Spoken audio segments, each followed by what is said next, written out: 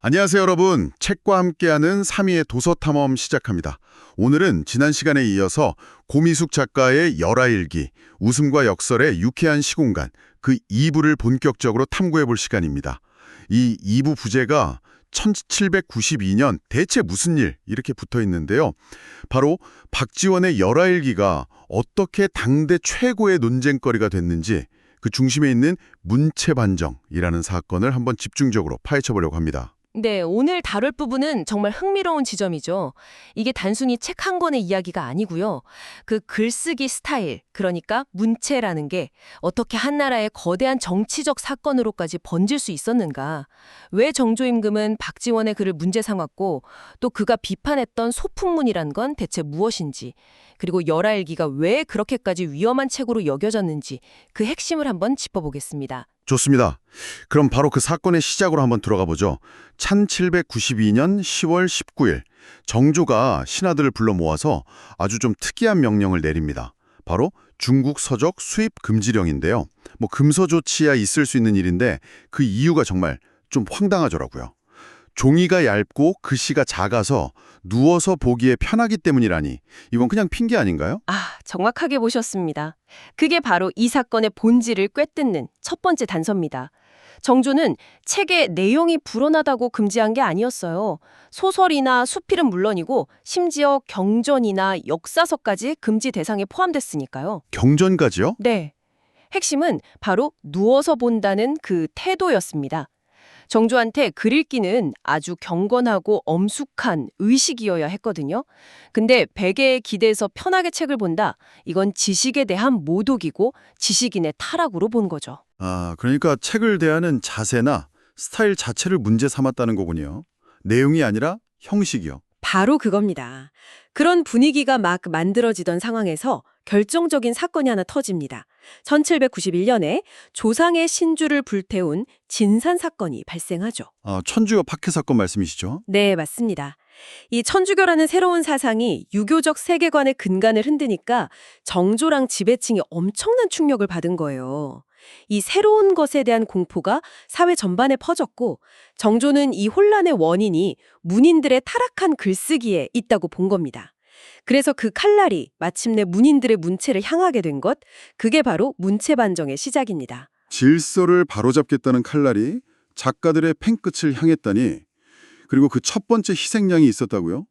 이옥이라는 인물. 자료 보니까 이름 때문에 여성 문인으로 오해받기도 했다는데 어엿한 남성 작가였고요. 네, 맞습니다. 글이 워낙 섬세하고 감성적이라 그런 오해를 좀 샀죠. 정종은 이옥의 글에서 그냥 새로운 문체를 본 게 아니라 시대의 질서를 어지럽히는 난세의 소리를 들었던 겁니다. 그래서 아주 상징적인 벌을 내려요. 유배를 보내거나 매질을 한 게 아니고요. 아니었습니다. 그게 더 무서운 점이죠. 정조는 이옥한테 그의 문체랑은 정반대인 아주 형식적이고 딱딱한 사룡문 50수를 지어서 바치라고 명령합니다. 사령문이요? 네, 이건 뭐랄까 일종의 문체 교정 프로그램 같은 거예요.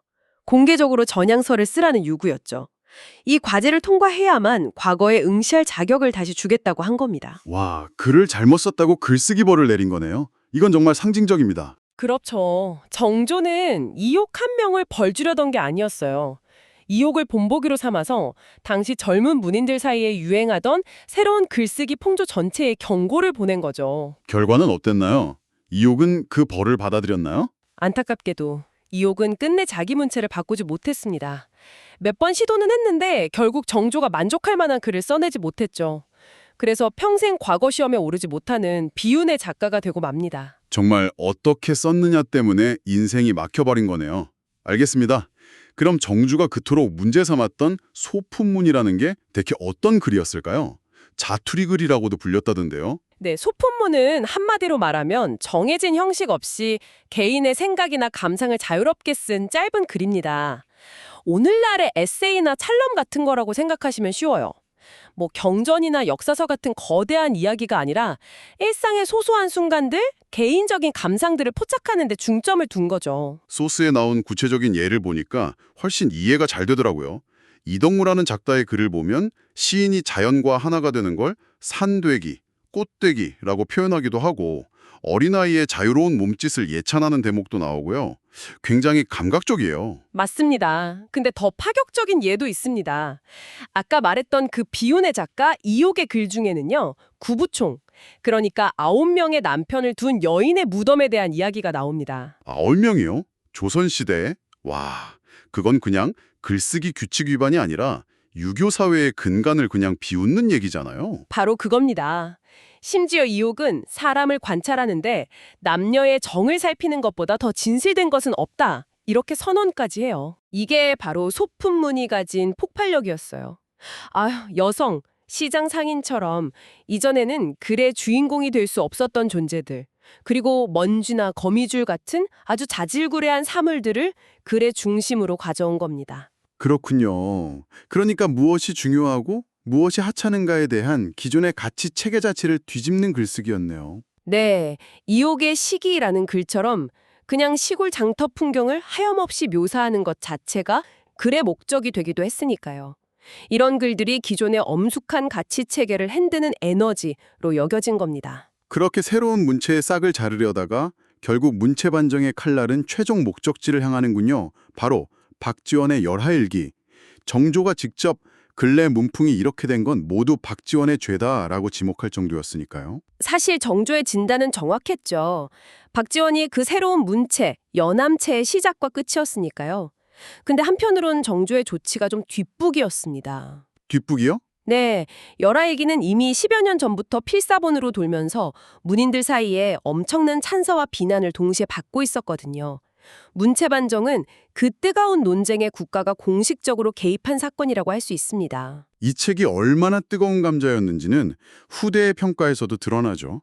1900년대에 와서야 겨우 출간됐는데 그때조차 출판인이 일부 내용을 빼버렸다고요. 맞습니다. 폐관 소설체, 그러니까 저속한 소설 같다면서요. 100년이 지나도 여전히 위험한 텍스트였던 거죠.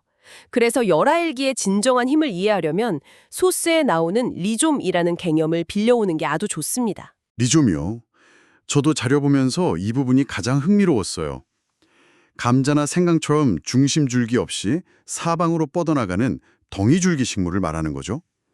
중심이 있는 나무 구조랑은 반대되는 개념이고요. 근데 이 식물 뿌리 개념이 책에 어떻게 적용되는 건지 사실 좀 잘 와닿지가 않는데요.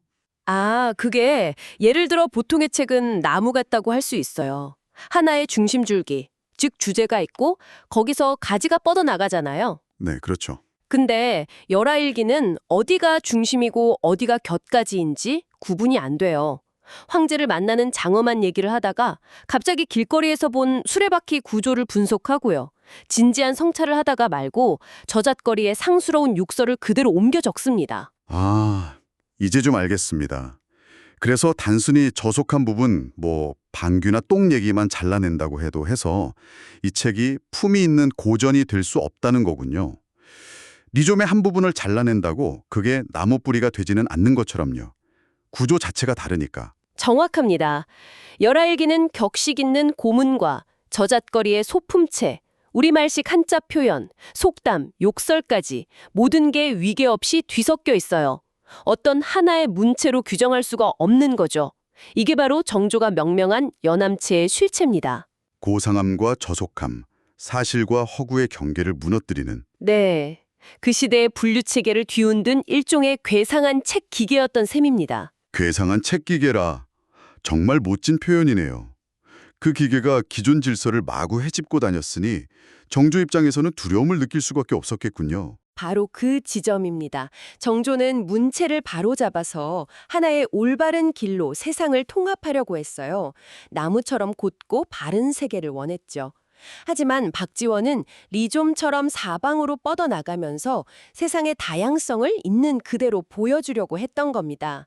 이건 단순히 글쓰기 스타일의 차이가 아니었어요. 세상을 보는 철학의 충돌이었군요. 그렇습니다. 문체 반정은 결국 국가 권력이 개인의 표현 방식, 즉 스타일까지 통제하려 했던 시도였네요. 이 이야기를 쭉 듣다 보니 자연스럽게 오늘날 우리 주변을 돌아보게 됩니다.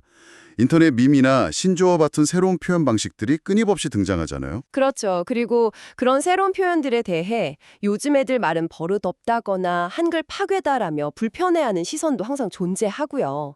어떻게 보면 현대판 문체 논쟁이라고도 할 수 있겠네요. 맞아요. 어쩌면 우리도 모르는 사이에 사회가 정해놓은 올바른 표현 방식이라는 틀 안에서 생각하고 쓰고 있는 건 아닐까요?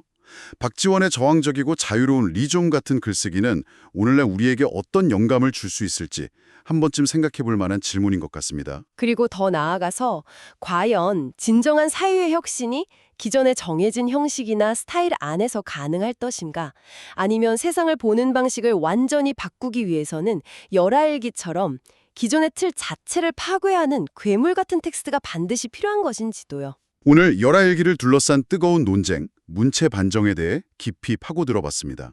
다음 시간에는 드디어 3부, 천의 고원을 가로지르는 유쾌한 노마드 편으로 넘어가서요. 박지원이 실제로 여행길에서 마주친 놀라운 세상에 대해 본격적으로 이야기 나눠보겠습니다. 우리가 오늘 다룬 내용이 책과 다를 수 있으므로 자세한 내용은 책을 구입해서 읽어보시기를 적극 추천드립니다. 책과 함께 항상 행복한 하루하루 되십시오.